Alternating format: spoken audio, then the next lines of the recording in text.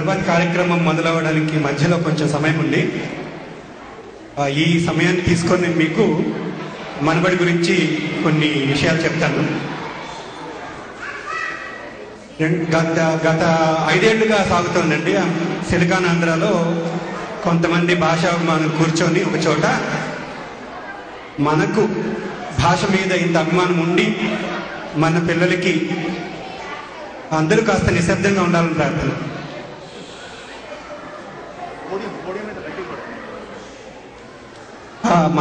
మనకు భాషాభిమానం ఇంత బాగా ఉండి కూడా మన పిల్లలకి తెలుగు చెప్పడానికి చాలా కష్టపడుతున్నాం.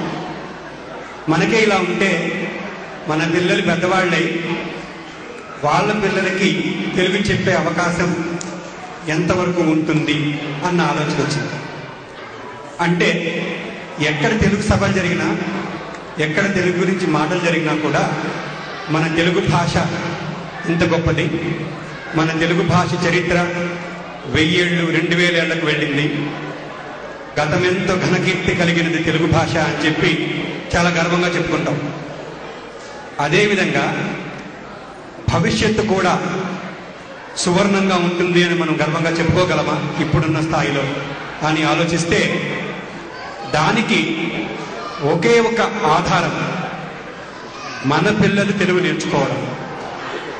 ఎందుకంటే తెలుగు నేర్చుకోవడం అంటే ఏదో మాట్లాడేయడం, చదివేయడం, రాయడమే కాకుండా మనకు ఈ తరం వారికి తెలుగు భాష మీద ఎంత అభిమానం ఉందో, ఎంత ప్రేమ ఉందో అంత ప్రేమని, అంత మక్కువని వాళ్ళకి మనం కలిగించాలి. అంటే తెలుగు ఏ రీతిలో నేర్చుకోవాలి అంటే వాళ్ళు తెలుగు భాషలో ఉన్న మౌలిక సూత్రాలని, ఆ భాషలో ఉన్న మెలకువలను నేర్చుకోవడమే కాకుండా అందులో ఉన్న మాధుర్యాన్ని కూడా వాళ్ళు చవి చూడాలి. అంటే మనం వాళ్ళకి చెప్పే పాఠం ఆ రీతిలో ఉండాలి. ఇంట్లో తల్లిదండ్రులు కూర్చొని వాళ్ళకి నేర్పించేటప్పుడు అఆలు నేర్పిస్తారు, దిద్దిస్తారు, రాయిస్తారు, చదివిస్తారు. కాకపోతే దానిని ఆ స్థాయి నుంచి తెలుగు భాష మీద అభిమానము, ప్రేమ, మక్కువ పెరిగే స్థాయికి ఎలా తీసుకెళ్తాం? అలా చేయాలి అంటే మనం ఇంట్లో కూర్చొని చెప్తే సరిపోతుందా? కేవలం ఇది తల్లిదండ్రులుగా మన సమస్యనా?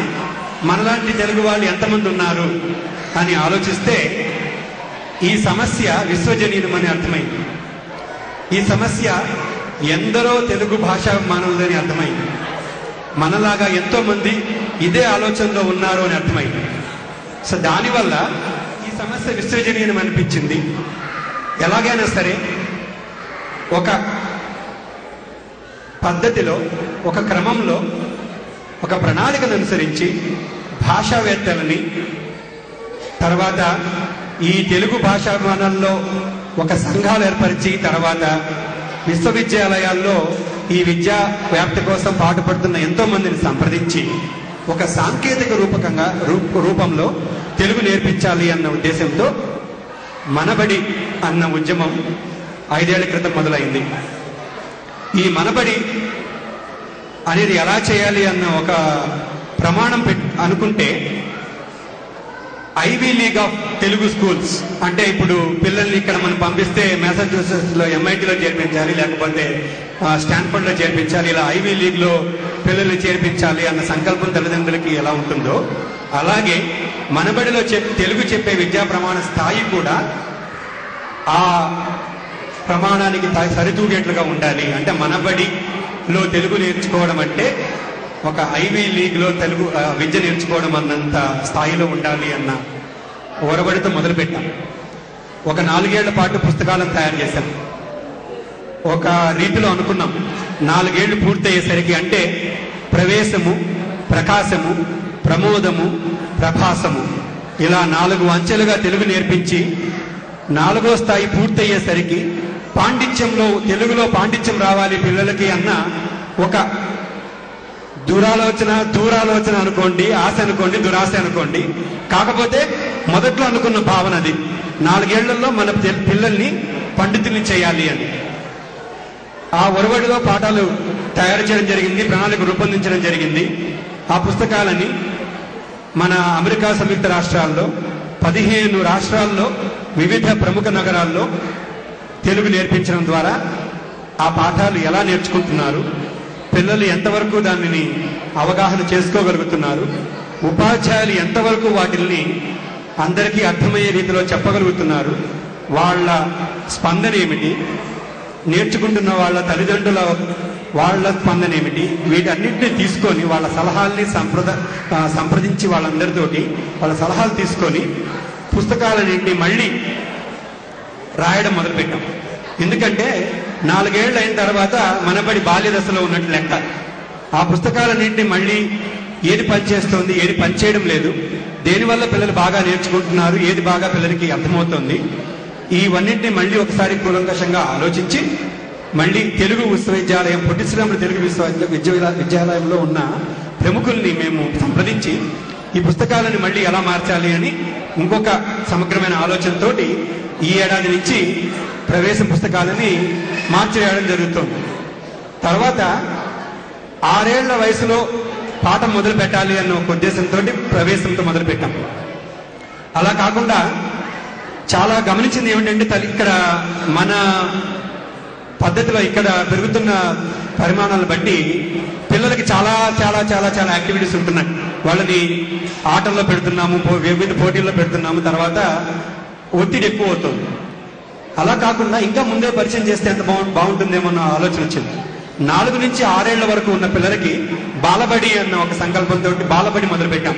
ఇందాక మీరు చూసే ఉన్నారు, చిట్టిపొట్టి చిన్నారులందరూ బాలగేయాలు మనం చిన్నప్పుడు చిన్నపిల్లలుగా ఉన్నప్పుడు నేర్చుకున్న పాటలని వాళ్ళకి నేర్పించడం, రంగులు వేయించడం, తెలుగు భాష మీద వాళ్ళకి చిరు పరిచయం చేయడం.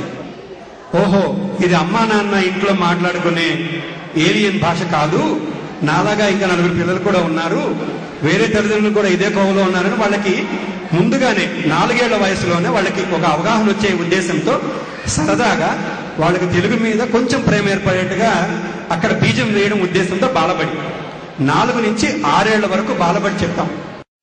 ఆ బాలబడి పుస్తకాలు చూస్తే ఆ రంగులు, అందులో ఉన్న అందమైన బొమ్మలు ఇవన్నీ చూసి పిల్లలకి చాలా ముచ్చట కలుగుతుంది. వాళ్ళు వెళ్ళి ఆ బాలగేయాలని నేర్చుకొని ఇక్కడ పుట్టి పెరుగుతున్న పిల్లలు వాళ్ళ అమ్మమ్మలతోటి, తాతయ్యలతోటి, నానమ్మలతోటి ఆ పద్యాలు పాడి వినిపిస్తే వాళ్ళకి ముచ్చటగా అనిపిస్తుంది. వాళ్ళు చెప్పే మాటలు విని ఈ పిల్లల్లో ఇంకా కొంచెం స్ఫూర్తి కలుగుతుంది. ఆ ఉద్దేశంతో బాలబడి మొదలుపెట్టాం.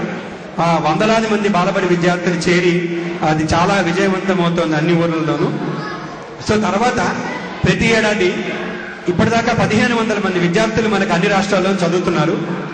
ప్రతి ఏడాది కొత్త కొత్త ఊర్లలో మళ్ళీ ప్రవేశం మొదలవుతుంది. మీకు ఒకటి అర్థం చేసుకోవాలి, ఇక్కడ ప్రతి బడిలోనూ పాఠం చెప్పే గురువులందరూ కూడా స్వచ్ఛందంగా సేవ చేస్తున్న వాళ్ళు. ఇప్పుడు బాలబడి ఈ పుస్తకాలన్నీ అచ్చువేసి భారతదేశంలో అచ్చువేసి అక్కడి నుంచి ఇక్కడికి రవాణా చేసి వివిధ రాష్ట్రాల్లో జరుగుతున్న అన్ని ఊర్లలోకి పుస్తకాలు సరఫరా అయ్యేట్టుగా చేసి అక్కడ అయ్యే ఖర్చులన్నింటినీ తల్లిదండ్రులు కొంచెం బాధ్యత పంచుకోమని చెప్పి వారికి ఒక $300 కట్టమని అడుగుతున్నాం.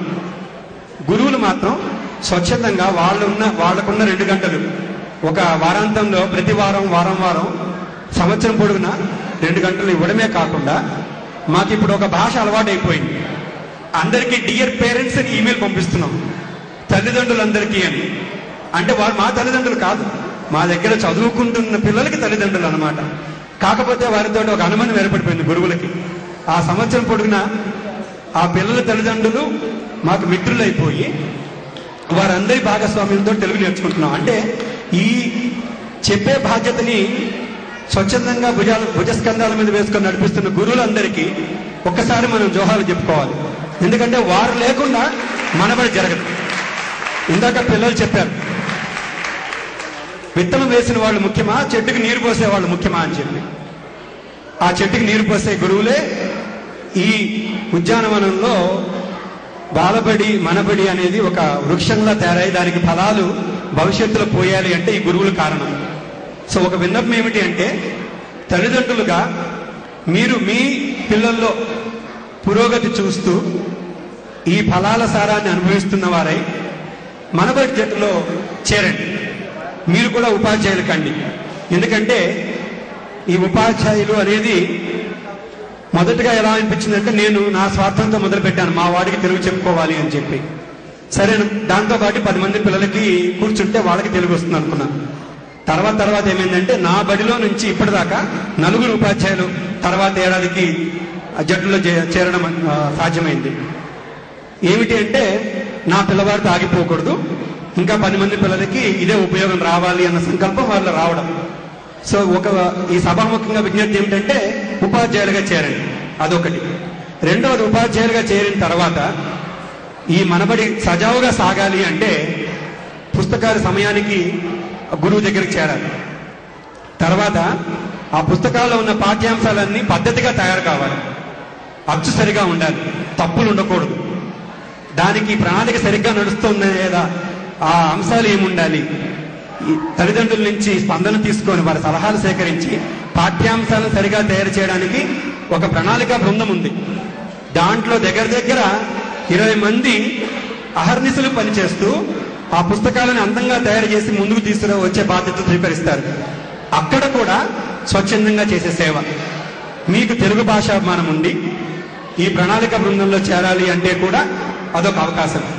ఇంకొక విజ్ఞప్తి ఏమిటంటే ప్రణాళిక బృందంలో చేరండి. మా సంఘంలో ఆ జట్టులో చేరి, సంఘం కాదు ఇది ఒక జట్టు, ఆ జట్టులో చేరి ఆ పుస్తకాలు తయారు చేయడంలో మీ వంతు పాలు పంచుకోండి, అదొక విజ్ఞప్తి.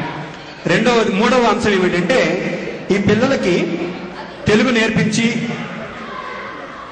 ఆ పుస్తకాల్లో చదివించి చిన్న పరీక్షలు పెట్టి అక్కడితో ఆపేయకుండా వారికి వివిధ రంగాల్లో తెలుగు వాడుకోవచ్చు అన్న ఒక భావాన్ని వాళ్ళు కలగజేయడం కోసం ఒక రేడియో ముఖంగా బాలానందం అని ఒక కార్యక్రమం మొదలుపెట్టాం. బాలానందంలో ఏం చేస్తామంటే పిల్లలని వ్యాఖ్యాతలుగా తయారు చేసి తెలుగు మాట్లాడటము, సభాముఖంగా మాట్లాడడం మీరు ఇందాక నుంచి చూస్తున్నారు. ఆ సంధానాలుగా వ్యాఖ్యాతలుగా వ్యవహరించేది మేము చేయొచ్చు ఉపాధ్యాయులు వచ్చి.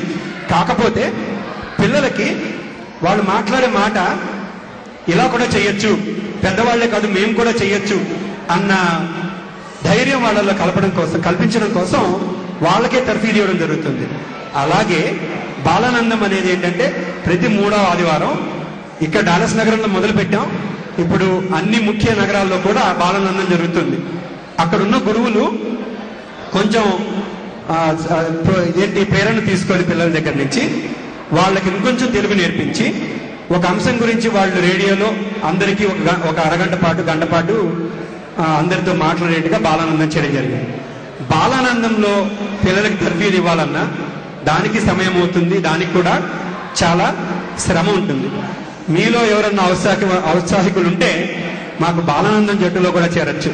ఇలాగా ఇవన్నీ సజావుగా సాగాలి అంటే ఒక బడి ఏడాది పాటు ఎక్కడ ఆటంకం లేకుండా సాగాలి అంటే కోఆర్డినేటర్స్ అని ఉంటారు.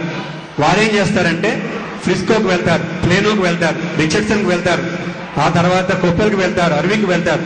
అన్ని ఊర్లలో ఉన్న ఉపాధ్యాయులకి ఏమన్నా ఒడిదుడుకులు ఉన్నాయా, సమస్యలు ఉన్నాయా, వాళ్ళకి ఏమన్నా కావాలా, అలా అని చెప్పి వాళ్ళకి కావాల్సిన సదుపాయాలన్నీ సమకూర్చేవారు ఈ కోఆర్డినేటర్స్ అన్నమాట. ఏడాది మొత్తం పనిచేస్తూనే ఉంటారు వారు కూడా. సో దానికి తెలుగు భాషాభిమానం అక్కర్లేదు, తెలుగు పాఠాలు చెప్పే వారికి సహాయం చేయాలన్న సదుద్దేశం ఉంటే చాలు. సో తప్పకుండా అందులో కూడా మీరు జట్టులో చేరొచ్చు. తర్వాత ఇవన్నీ అంశాలు ఒక ఎత్తు అయితే ఈ పాఠాలు ఒక చోట చెప్పాలి అంటే ఒక స్థలం కావాలి, 10 మంది పిల్లలు కూర్చోగలగాలి, ఒక గోడ కావాలి, ఒక బోర్డు పెట్టడానికి. ఇవన్నీ మాకు బయట ఎక్కడైనా సరే అద్దెకు తీసుకుందాము అంటే ధర చాలా ఎక్కువ అవుతుంది. మీరు $300 ఇస్తే బయట ఎక్కడన్నా అద్దెకు తీసుకొని మేము పాఠం పెట్టామంటే ఆ ఖర్చు దానికి సరిపోదు. సో దానివల్ల ఏమడుగుతున్నామంటే అయ్యా మీరు గురువులు అయితే మీ ఇంట్లోనే పాఠం పెడతాము అని అడుగుతున్నాం. సో చాలా మంది ముందుకు వస్తున్నారు, వాళ్ళ ఇంట్లో పాఠం చెప్తున్నారు. అలా కాకుండా తల్లిదండ్రుల్లో ఇప్పుడు పాఠం బడిలో చేరిన పిల్లలకి తల్లిదండ్రులు ఎవరైతే ఉన్నారో వారు తెలుగు చెప్పలేకపోయినా అయ్యా బడి మా ఇంట్లో పెట్టుకోండి అని అడుగుతున్నారు. సో ఇలాగా వారు కూడా వారికి చేతనైనంత వరకు మన బడి ఈ ఉద్యమంలో పాలు పంచుకుంటున్నారు. సో అదొక విధంగా మీరు సహాయం చేయొచ్చు. అంటే బడి పెట్టుకోవడానికి ఒక సౌకర్యం మీ ఇంట్లో ఒక గది ఇవ్వగలిగితే మాకు చాలా సదుపాయం అవుతుంది దానివల్ల. సో ప్రతి ఏడాది ప్రతి ఊర్లో 2 బళ్ళు కొత్తగా మొదలవ్వాలి అంటే ఒక ఉపాధ్యాయుడు సెలవు పెట్టి ఇంకో చోటుకి వెళ్ళిపోతే మాకు వారికి సహాయం ఇవ్వడానికి ఇంకొక ఉపాధ్యాయులు కావాలి, అంటే ఒక్కొక్క చోట 2 కావాలి. అలా ఆలోచిస్తే డాలస్ నగరంలో ఇప్పుడు 25 మంది ఉపాధ్యాయులు ఉన్నారు. వచ్చే ఏడాది ఇంకొక బడి మొదలు పెట్టాలి అంటే ఇంకొక 12 మంది, 6 ఊర్లలో 2 మంది ఉపాధ్యాయులు మాకు కావాలంటే 12 మంది వాలంటీర్లు కావాలి. సో అందుకని మేము సభాముఖంగా ఇంతగా అడగడం. మీలో ఏమాత్రం ఉత్సాహం ఉన్నా ప్రతి ఒక్కరూ చాలా చాలా రద్దీగానే ఉంటుంది, తీరుబాటు అసలు ఉండదు, చాలా ఒత్తిడి ఉంటుంది పనిలోను. కాకపోతే ఒక 2 గంటలు పిల్లలకు చెప్పడానికి కేటాయించగలిగితే బాగుంటుందని మా విన్నపం. మీకు ఇన్ని రంగాల్లో మనబడిలో చేరడానికి అవకాశాలు ఉన్నాయి. తప్పకుండా మాతో చేయగలపండి. ఈ మనబడి కార్యక్రమాన్ని ఇంకా ఏళ్ల పాటు ఎన్నో తరాలకి తెలుగు అందించే ఈ ఆశని, ఈ కళని సమకూర్చడంలో మీరు కూడా మాతో పాటు చేయగలపాలని కోరుకుంటూ ఓపికగా విన్నందుకు ధన్యవాదాలు. తర్వాత కార్యక్రమం మనం మొదలు పెడదాం. రండి ఎవరు. అందరికీ నమస్కారం. నా పేరు మహిత. నా పేరు జగన్. మా తర్వాత కార్యక్రమం వ్యాలీ ర్యాంక్ ప్రవేశం విద్యార్థులు పద్యపట్నం. అప్పించువాడు వైద్యుడు నెప్పుడు నడకలగా పాడు విజుడు చొప్పడిన నోటును చొప్పనకున్నది ఊరు జరగము సుగంధి ఇమ్ముగా చదవరి నమ్మారి పెరిగి అన్న మరుదని నోరు తమ్ముల విలువని నోరును గుమ్మరి మను తగినది గుంటర సుమతి ఎప్పుడు సంపద కలిగిన నప్పుడు బంధువులు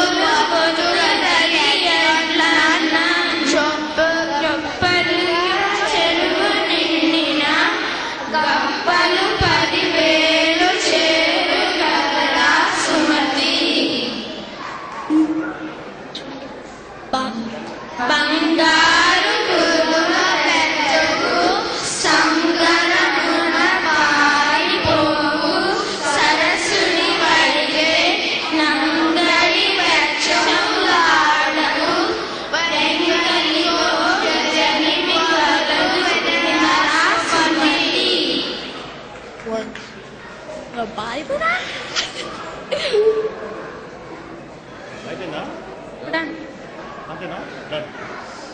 Done. Done. Go.